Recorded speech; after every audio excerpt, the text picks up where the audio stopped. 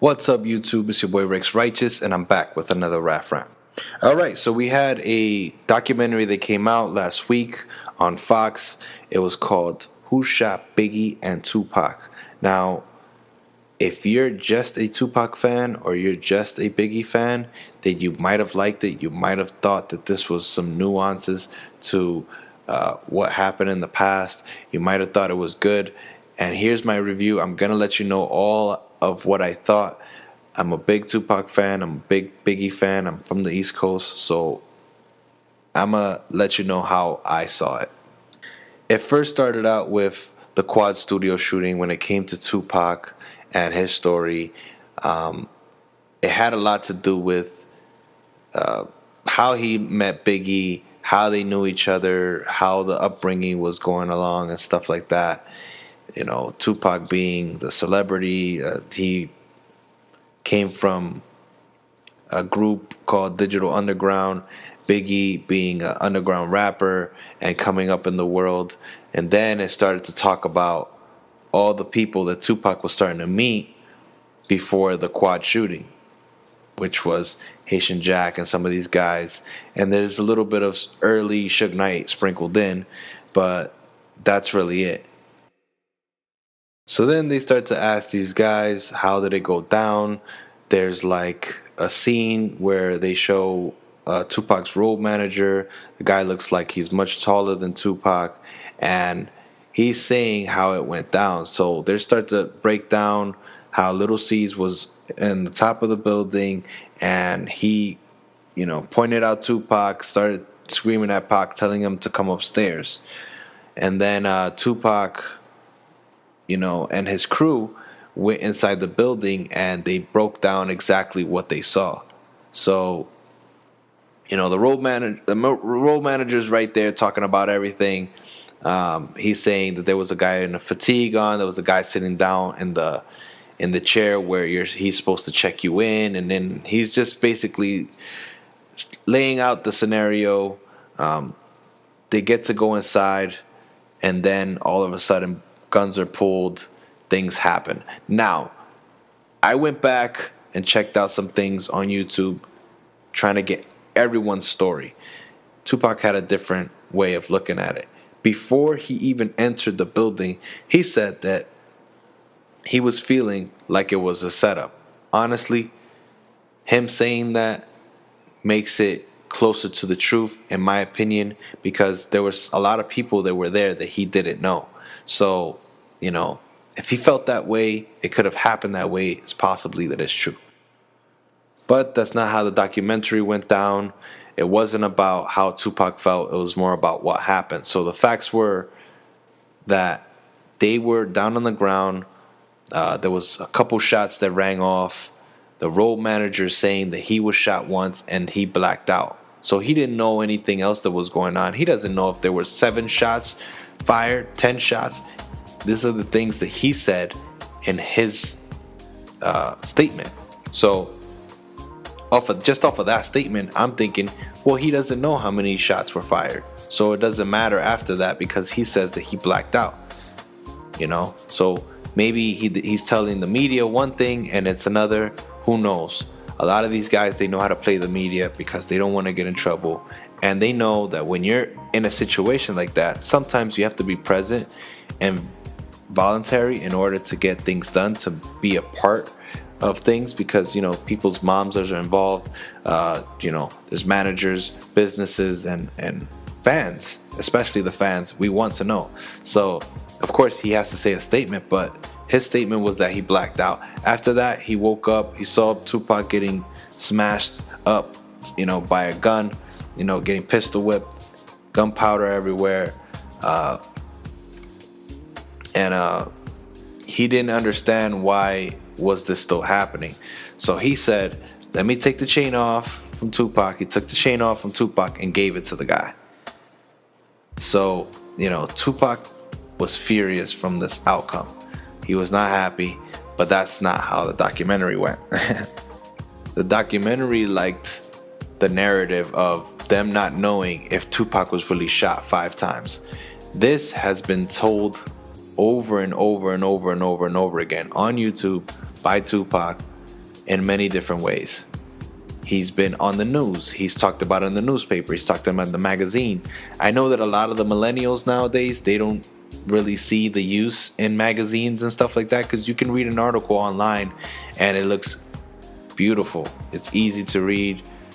You can read it fast and it's no problem. But back in the days, the way you got information, because we didn't have cell phones out there like that, was you carried a magazine in your pocket, or you bought a newspaper, or you picked it up on the train, or you picked it up in the taxi, or you saw it at school or at your job. People were talking to you about it, and it was all word of mouth.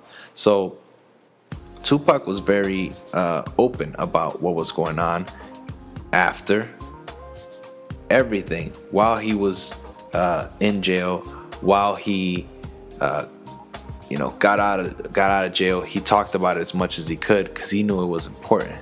But this is not how the documentary put it together.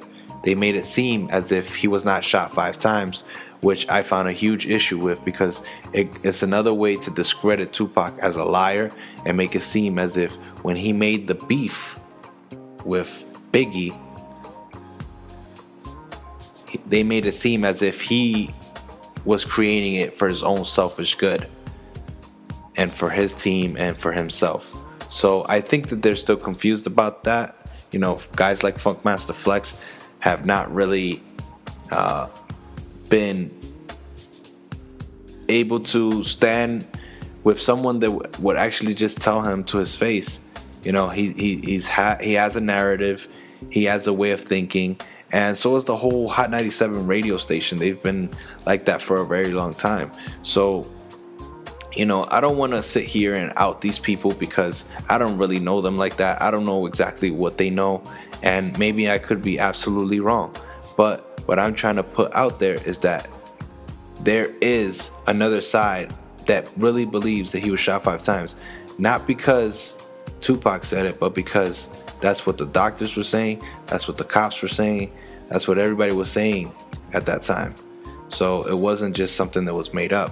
But these New York biased people that are on Biggie's side, they're making it seem like it was all an act, and there was nobody to counter that at all, which what I thought was a super big time negative, because as I said, I'm a fan of both. I know enough about both to know what is going on, and I feel like every now and then they try to match whatever Tupac has done in his life to whatever Biggie has done in his life and make it as if they're the same. No, I think that they're both great in their own lanes, and that is it. It doesn't have to be a competition while they're dead. You chose Biggie, you like Biggie, you want to be on Biggie, you want to support him, you want him to his family to still make money off of the albums that he puts out. Anything that he puts out nowadays will still come back to the family. So yes, obviously they're gonna try to make him shine, but I feel like Ice-T really messed up, and I feel like Funk Flex did what he always does, and they should have never had someone up there as biased.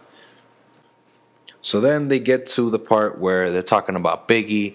They're going back and forth about how there was a beef going on. They're talking about Suge Knight and Haitian Jack. They're asking him questions: who snitched what. A friend of Tupac might have passed away after the shooting and things like that. The documentary was really finding different ways to trying to swindle you. A lot of things were very true, and it made you feel like it was a legit detective work, almost kind of like 48 Hours or something like that. And then all of a sudden, boom, here's a fat lie. You want to check it out? Here it is. We got this big fat lie. This happened like this, and this happened like that. Now, I will say, though, that I think that the Gene Deal story is pretty close to the truth. I don't know if he's fibbing at all, because, obviously it's a long time ago and we weren't there. It's not the same day and age. There's no cameras. There's nothing to really break down exactly what happened, because there's no cameras or no pictures or no video footage of how it happened. Not what it looked like or how the area was or what the night was feeling like. So there's no actual video of how it happens. So anything that happens nowadays, there's video, there's cameras, and you can see stupidity being done or crimes being done or, violent things happening.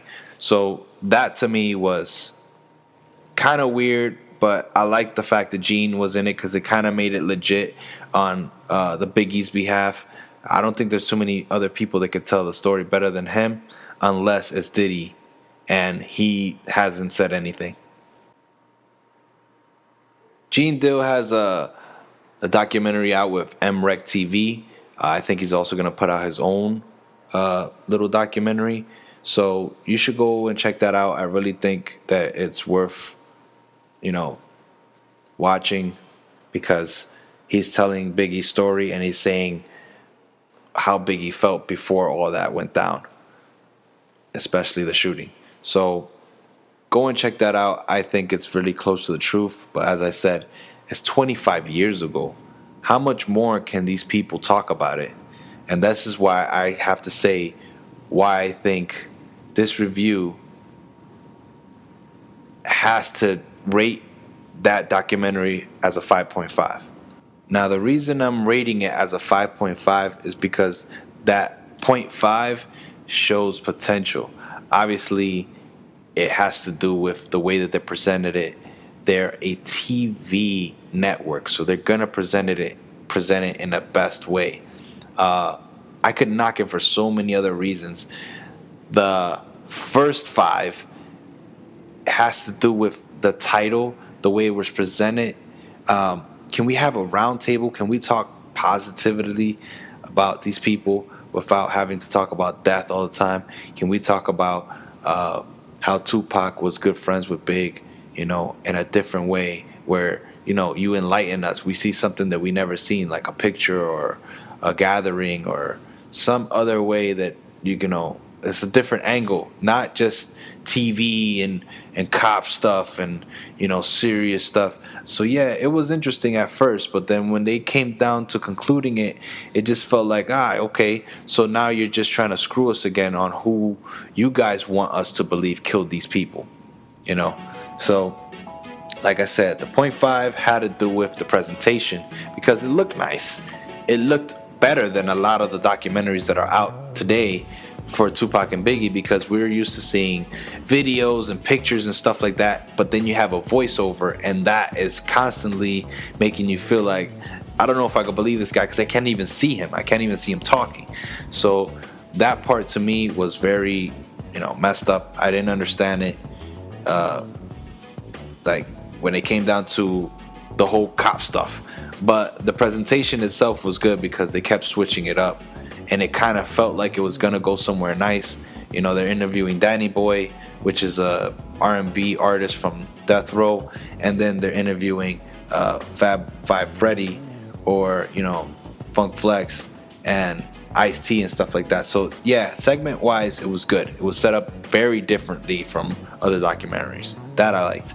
But the first 5, I rated it low because they had the opportunity there to ask these people the right questions, and they seemed like they wanted them to snitch on themselves. And like I said, this is very hard. It's a very difficult subject to bring up because a lot of people don't want to talk about this. It's 25 years ago, and they don't want to go to jail. They might be still in the same scenario they were in back then, just a little bit, cleaner. I don't know. I'm not sure. But I will say that calling Suge Knight shows that you guys are desperate. Suge Knight didn't come off as desperate, but he did say some things that he didn't have to. Reggie Wright Jr., I have some thoughts about him, but I don't know him. So I can't say, if he's telling the truth. So those things were like a waste of time to me. Those guys arguing back and forth on who they knew killed Biggie. It's BS, because that's all Biggie's side has on who killed Biggie. Why? Because it happened out here in the West Coast. It didn't happen in the East Coast. So they can't find out how things happened in New York. So when the Quad Studio thing happened, I'm pretty sure that a lot of New York people know exactly what happened with Tupac. But that's the reason why he was mad was because they were staying quiet. But now that Biggie's dead, they want to know everything about who did it, why it happened, where it happened, who paid off who, and things like that. You know, same thing with Pac. He died out here in the West Coast, but they're already kind of like closing it out and saying that Orlando Anderson did it. So, you know, there's not too much connections there, but at the same time, it's something that's really old. So I just want to get over it. It's hard for me to not want to be intrigued into these documentaries, but at the same time, these guys have been gone for the longest. So I don't want to forget about it. Obviously, I don't. But whenever it comes down to things coming out as misinformation, I have to say something, especially for the people that are younger than me, that listen to my channel, that like my channel, and that like Tupac just as much as I do. So I want to give it a 5.5. I want to close this video out by saying this. Biggie and Tupac were great in their own lanes. They shouldn't be compared when it comes to music. I think that they were two different personalities, two different monsters. You can pick and choose on why you like one guy and why you like the other. But the reason Tupac is bigger, in my opinion, and to majority of the hip-hop world and the world itself, is because he was just more of a star power. He was willing to talk in front of the cameras. He was on TV. He was in movies. He wrote books. He did poetry. He stood for things. You know, his music was really good, and he changed it up. He showed, well-roundedness. So my take is that we shouldn't compare them as people. We should compare them for their music, and we should compare them as greats, not as why did someone die and he died because this and die and all that kind of stuff. That's not cool. You know what I mean?